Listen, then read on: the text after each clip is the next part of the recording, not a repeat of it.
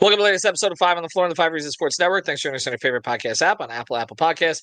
On Android, we recommend Spotify. Also, check out the 5 Reasons YouTube channel for content around the South Florida spectrum. Also, Off the Floor, that's our Discord server. You can get it for $2.99 per month. Link right here in the description. Bypass the Apple upcharge. Place for the most heat anywhere, the most heat information and conversation, plus our stage shows, which we brought back. Also, we actually got a chance to watch Jovic play for Serbia. We did that on our stage. So we've got lots of things going on there. It's kind of like a cruise ship, right? You just come in, you never know what's going to be performing.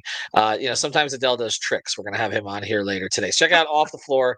It's in our description. Also, Prize Picks, use the code 5, F-I-V-E, put down your 5, get your 50. You know how it works. Prize Picks, the official fantasy sponsor of the 5 Reasons Sports Network. PrizePicks.com is legal in the state of Florida. It's daily fantasy simplified play, MLB, WNBA, and more. And yes, NFL preseason. And yes, I've been winning on that. Don't judge me. And now, today's episode. Mercy. Luxurious Heat Nation. Yeah. Mercy and Lago. Down to Biscayne. Yeah. 5 on the floor. Ride for my dogs. Where here's the thing. You can check the score. Hustle hard, couple scars. Wearing bubble frogs. Down to Biscayne. Kept the floor playing, got it all banned. Y'all seen the block, stop with one hand. And Pat we trust, it's power have the guts. We're here to bring the heat, y'all can hang it up. Welcome to 5 on the Floor, a daily insider show on the Miami Heat and the NBA, featuring Ethan Skolnick, Greg Sylvander, Alex Toledo, Brady Hawk, and others from the 5 Reasons Sports Network. Also, make sure to subscribe to Off the Floor for the most heat anywhere.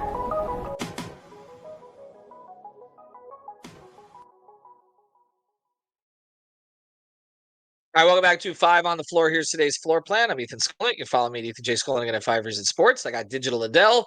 You can conveniently find him at Digital Adel. Of course, Adel is the guy who handles a lot of our draft coverage, as well as was out there with me in Summer League in Las Vegas. That and a loose strand of hair, which I couldn't get back in place, is the reason that I'm wearing this hat. I'll cover things up, but I won't completely cover things up. All right, what we're going to do today, State of the Heat. We're doing this with our contributors, not just the 3 hosts you hear me on the most with on 5 on the Floor, but also other contributors to our NBA coverage on 5 Reasons Sports Network. We recommend you subscribe to Off the Floor because that's where you can find most of these folks.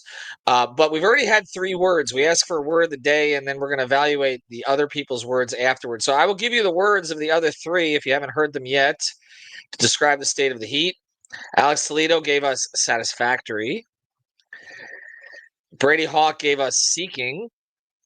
And Greg Sylvander went lyrical on us and gave us crossroads.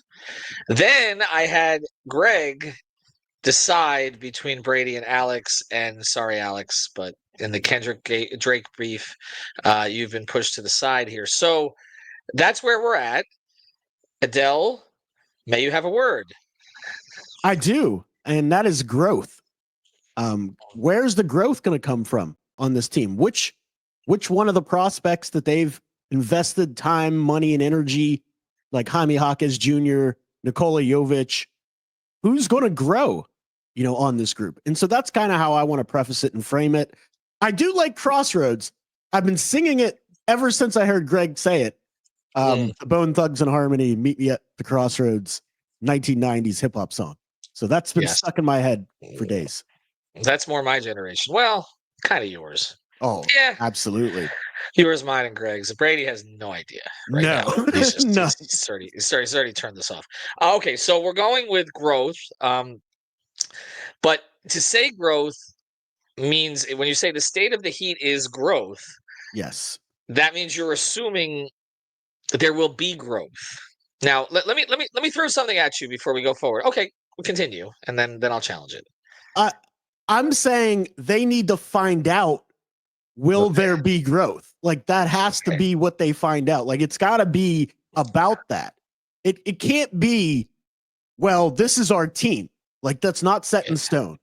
This is absolutely a period where they got to find out which one of these guys Pella Larson as well is included in that. Who's going to actually show growth? Because Kalel Ware, even in his rookie year, he did a lot of nice things. But if he does that same thing this year, what do you really have? You can't evaluate and build a team without any of these guys growing. Can I ask you a question here? Well, I guess I can because it is my podcast, but I'm going to ask you a question here. There is this belief in Miami Heat internal development, right? Yes. And that is it's gotten more stated during the Spoelstra years than during the Riley years. We didn't talk about these things as much at that point. Anyway, where it was pre-social media, in a lot of ways pre-analytics. The game has changed quite a bit. Okay, Right. you threw your 5 best guys on the floor, and you kind of see how it played out. But Spoelstra has made this a development culture, right? That's pretty much what's happened here. A lot of this had to do with him changing the coaching staff, which doesn't get talked about enough. Pat gave him more control over the coaching staff at a certain point, and they went to this process where they're very tied in with Sioux Falls, Adam, Chet, the whole group that they have, Askins, everybody. They bring in these players, and then they build them, okay, with the various coaches that they've put down at Sioux Falls who they keep a pretty close eye on, and they try to have a program at Sioux Falls that mirrors the one that they have in Miami all the way across the country. Okay. So they've gotten this reputation as development organization, and they've gotten guys paid. They've gotten guys roles that nobody thought they would get. And I'm not just talking about the Struces and the Duncans and the Haywoods and those guys, but even slightly before that, the Tyler Johnsons, the Ronnie Magruders, etc. But there's a different thing about developing guys who maybe had a skill set that you saw and you can make them a rotation player. There's another thing that's developing a guy with real talent into, a star level player. Okay. Their argument would be Bam and Tyler were drafted in the teens and they've both been all-stars. That is development. Both guys have developed, okay? Even if now Heat fans are sort of bored with their development, so they don't really give them credit for the year-over-year improvements that they may have in certain areas, okay, where they expect more, or then they're getting paid. Right. But we haven't really I guess I'm just wondering, like, if we look at Jaquez this season, this past year, right? Jovic is now his 3rd year into this. Some of this is injury related. He came in very young. Okay. Yes. Where, like you mentioned, it's too early to really tell. Do you have confidence in them to be able to get to develop that type of player to the same degree that they've been able to get a player who was here up to here? Can they get a player from here up to here? A lot of it, though. So, all right, let's talk about and break down what happens with these undrafted guys, because it's a little bit different. When you go undrafted and you have a skill set to survive, you've got to have this internal mechanism to keep maniacally working to where you bring yourself to a level to find a role, and the Heat puts you in a position to be able to do that, right? Right. Like if, say, Duncan Robinson went to XYZ organization that wouldn't put the time in to let him develop, maybe he never develops into the player we see today. The Miami Heat allow you to do that. When you take a player of a higher talent level, there's got to be this internal thing where you're never satisfied with the level that you currently are. And that's the superstars. That's the guys that you want. Like, that's the guy. And not everybody has that. And that's okay, but you got to be able to identify that as an organization. Like, to me, Tyler Hero, when he came here, he's a competitor. You saw that from day one. You can see he's going to keep working, but there's a ceiling to where you're going to bump against that. He's broken through one ceiling of his already. The question is, could he break through another? So, yes, I trust the Heat to develop a guy to be a superstar, but it's more on that particular player, his total athleticism package, his internal drive to be the best of the best of the best. Okay, so as we look at Bam and Tyler specifically, just to look back a little bit, I think both of those guys, had that drive. They scouted them both really carefully. They knew the program that both guys came from, and I don't think Tyler gets enough credit, frankly, for the ceilings he's busted through, because I don't think anybody anticipated this when he was drafted. I remember people wanted Sekou. Okay, so this is he's reached a level nobody really thought he was going to be an all-star when they brought him in. I mean, he was being compared to uh, Nick Stauskas, okay, pre-draft, who ended up with the Heat briefly. Okay, so Tyler Hero has well exceeded any reasonable expectations, whether from the time he was drafted and beyond. And Bam, of course, they knew what his motor was. There was no question. They called him the anti-Hassan, someone high up in the organization, on the very night that he was drafted. Okay, they knew what they had. They didn't want that anymore. Ultimately, they ended up they ended up drafting Bam the next year, a year unfortunately after they gave Hassan the big money. But so yes, I think there is the track record of that. But you're right. Tyler has a physical limitation once he gets to a certain point. Bam seems to have a little bit of a mindset limitation. It's not an effort limitation, right? It's just he's just not a constant takeover type guy, and I think that's gotten in the way sometimes. As you look at these young players, we talk about growth, okay? And they will talk about internal improvements that Bam and Tyler make. And I remember Spo once told me Duncan Robinson was his most improved player in an offseason. Like, so there will be some existing players. But we pretty much expect Wiggins is at this stage what he is. I mean, we've seen him now for a decade.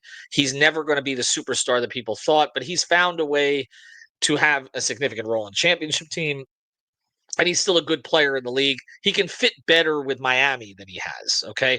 Yes. Norm Powell, by the way, had 32 points for Jamaica last night as we're speaking. We're going to do more on that and have Mark Jones on to actually call the game. He's going to come on with us this week. But I think when you look at Norm Powell, again, he's 32. Like he's had a breakthrough late in his career. But when you're talking about growth, you're really talking about the four guys that you mentioned at the top, right? Absolutely, the young guys. Because Norm Powell, I like Norm Powell, but Norm Powell isn't the guy. And when you look at his game and you look at the metrics, he's very efficient, but he does a lot of what Tyler does. Like in a playoff series, they're going to game plan him. He doesn't have the skill set to get his own buckets all the time. Like he's very smart. He doesn't facilitate. Tyler actually facilitates better than Norm when you look at the metrics. The thing about Norm is that he gives the Heat a competent player that they like the way he works. Right. With this group for this limited time. So when we're talking about growth, it is the other guys. It's got to come from Jaime Jaquez Jr. Can he be a guy that gets back to the form that when he was a rookie, but does he add counters to his game? And I'm not talking about just footwork counters or, driving left as opposed to always driving, spinning back right. I'm talking about making reads. Like once you get down there, can you quickly assess and make reads and add that layer to his game? Jovic, can he handle the ball better? Because I know everybody's on this point Jovic thing, but he's got to be able to handle the ball even better than he did the previous seasons if he's going to be that secondary facilitator that they need. He's going to have to shoot the ball more consistently. He's going to have to drive the ball more consistently and facilitate more consistently. So those guys, Pelle Larsson, another guy, is he going to shoot the ball consistently? Because that's his swing skill in the NBA. Very rugged defender, rugged driver to the hoop, but he's going to have to knock down the three ball consistently. Because when you look at the roster construction as a whole, lose Duncan Robinson to Detroit. Right. Is Drew Smith going to come back okay? Because he was shooting the three ball pretty decent. He was, but I wouldn't count on that early in the season. But he's not even signed yet, right? Right. He's not even technically signed. Yeah. Where's the 3-point shooting going to come from on this roster? Right. Well, it's going to come from your two primary guards, I think. But then you're right. There have to be the complementary guys, whether it's Jovic. Now, Haywood's out for several weeks, and he was somebody who you could at least count on. And it's funny with Haywood, he'd have certain games he'd make 3 or 4 from the corner, and then he'd go without him for a little while. But at least his percentages kind of leveled out about 36%. Yeah, no, these are clearly things that they need. Before we get to the other side of this, and I'm going to get you to challenge the words of others as we continue our beef here at the Five Reasons Sports Network. You said swing skill. That's an interesting term because when we talk about, okay, what does the guy have to do to get to a level that he's not at right now? So I think with Larson, it's pretty clear it's the shooting. And that's really not what they emphasized in summer league. They emphasized putting the ball in his hands and the attacking and kind of making him a secondary ball handler. But we know that he may get opportunities for that, but largely he's going to be probably spotting up in a lot of these situations. So let's just do this quick one word association with this: swing attribute or skill for these guys. Jovic. The shooting. Also shooting. Okay. Yeah. See, I think with him, I'm with you on the shooting, but I think the shooting stroke is there. I think with him, it's more kind of clarity, honestly. Like, I feel like I get it with the ball handling. Like, we kind of make too much because we see him do this. Well, oh, wow, he can do that. But then Right. doing it on a consistent basis without turning it over, I get it. Where's going to have to just be hustle and motor, man. It's got to be that. It's motor. It's got to be that. Yeah. Yeah, it's motor. All right, and what is it for Jaime? Jaime's decision making. Yeah. Okay. I mean, not trying to spin 12 times into the same guy, and then or the just the careening 1-on-3 on a break kind of stuff. That's decision making. Yes, that is decision making. Okay, that's all fair. All right, on the other side of this, well, we're going to tell you about a decision to make with your money. On the other side of this, we're going to have Adel question the decisions of his peers here. Before we do, though, Cash App. Again, you want to be secure. Whether you're secure with the ball in the court, whether Jovic, Hawkins, or anybody else, certainly with your money. Do we know there's some crazy, weird scams out there? So when it comes to your money, you deserve to feel safe from fraud and in control. It's exactly what you can expect with Cash App. With Cash App, you can spend, save, and live your life knowing your money is right where you left it. With advanced built-in security protections you should count on and help when you need it. Spend with peace of mind today and order a Cash App card in the app or at cash.app/card.